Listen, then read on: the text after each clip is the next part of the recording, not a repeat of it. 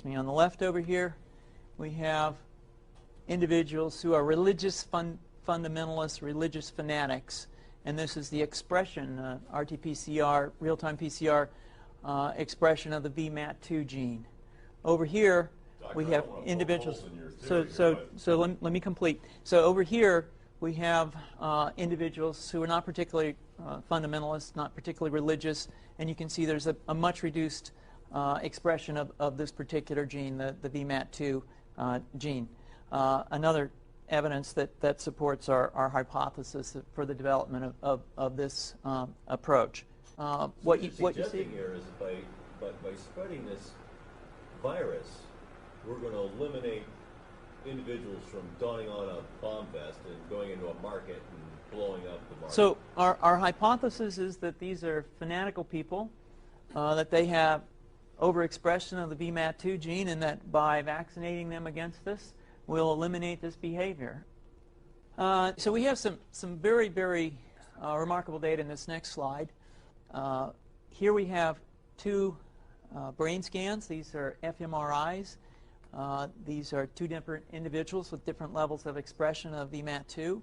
On top is an individual who's a religious fanatic, an individual, and we've repeated this numerous times, that has high levels of VMAT2.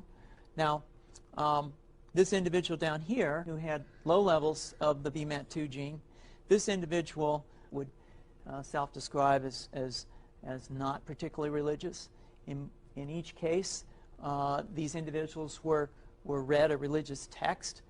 This individual lit up the right middle frontal gyrus, shown here, and that's a part of the brain that's associated with theory of mind. It's a part of the brain that has to do with intents and beliefs and desires. In marked contrast, here's an individual who would not particularly self-describe as religious, and when they're read a religious text, what you see is that this part of the brain called the anterior insula lights up. This is a part of the brain that's associated with disgust or displeasure on hearing something. So you're suggesting I take a CT scan with me when I'm evaluating people to determine whether I put a bullet in their head?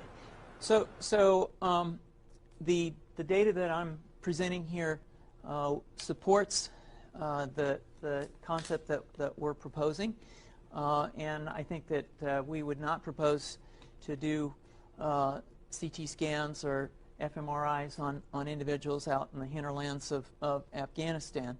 The virus would immunize against this VMAT2 gene, and that would have the effect that you see here, which is it's essentially to turn a fanatic into a normal person.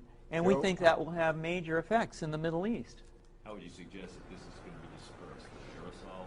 Well, so the present plan and the tests that we've done so far have used respiratory viruses, such as flu or rhinoviruses, and we believe that that's a satisfactory way to get the exposure of the largest part of the population. Most of us, of course, have been exposed to both of those viruses, and we're quite confident that this will be a very successful approach.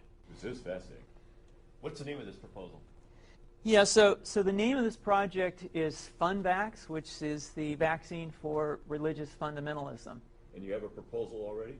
The proposal has just been submitted, and I think that the data that I have shown you today would support the development of this project, and we think it has great promise.